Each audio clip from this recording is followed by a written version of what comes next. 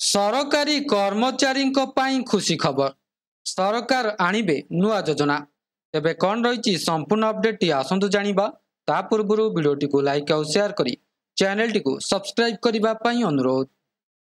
अष्टम वेतन कमिशन घोषणा पर केंद्र सरकारी कर्मचारी एवं पेंशनभोगी आशा पुणी थरे वृद्धि पाई।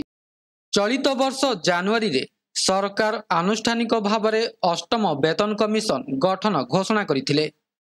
एही कमिशन रो उद्देश्य हेउछि वर्तमान रो आर्थिक परिस्थिति को दृष्टि रखी केंद्रीय कर्मचारी एवं पेंशनभोगी दरमा एवं पेंशन रे आवश्यक परिवर्तन सुपारिश करिबा।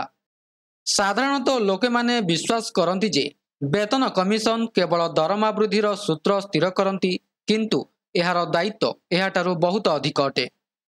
आपण को कही रखुचु जे वेतन कमिशन दरमा सुविधा एवं विशेषकर स्वास्थ्य बीमा योजना गुड़िकर मध्य समीक्षा करे। एपरी एक संस्कार वर्ष वर्ष धरी आलोचना चली ताहा हेउछि केंद्र सरकार स्वास्थ्य योजना। एही योजना केंद्र सरकारी कर्मचारी पेंशनभोगी एवं सेमानक निर्भरशील मानकु सुलभ मूल्य रे स्वास्थ्य सेवा मध्य प्रदान करे। आपण को जणाई देउछु जे सीजीएचएस हेउछि भारत रे एक स्वास्थ्य योजना जहाँ कर्मचारी एवं सेमानक परिवार को कम मूल्य रे डाक्तर परामर्श चिकित्सा परीक्षा एवं औषध भली सेवा प्रदान करे। एही योजना मुख्यतः सहरांचल रे केंद्रित जहाँ यार पहुंच को सीमित करिथाए। षष्ठ एवं सप्तम वेतन कमिशन रे मध्य सीजीएचएस रो सीमा को विचार करी एक नूतन स्वास्थ्य बीमा योजना प्रचलन करने को सुपारिश करथिले। सप्तम वेतन कमिशन आउ गोटे पाद आगकू जाई कहिछि जे समस्त कर्मचारी एवं पेंशनभोगी स्वास्थ्य बीमा उपलब्ध हेबो एवं सीजीएचएस को सीएसएमए एवं ईएससीएचएस भली योजना अधीन रे तालिकाभुक्त करने को मध्य परामर्श देइछि, जहा द्वारा सेमाने मध्य नगद विहीन चिकित्सा पाई परिबे। जनवरी 2025 रे खबर आसीथिला जे स्वास्थ्य मंत्रालय सीजीएचएस को एक बीमा आधारित योजना सहित बदलैबा को विचार करुछि।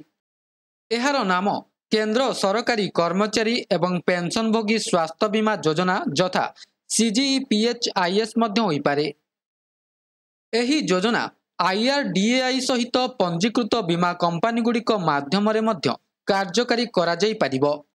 तथापि सरकार पक्षरु ए पर्यंत कोनोसी सरकारी निश्चितकरण होई नाही। अष्टम वेतन कमिशन गठन होईछि एवं खूब शीघ्र एहार काम आरंभ हेबो। एबे देखिबाकू बाकी रहिला जे एही कमिशन सीजीएचएस सह जड़ित पुराना समस्यार समाधान करि पारिबो कि नाही। तबे एहा थिला संपूर्ण अपडेट टी।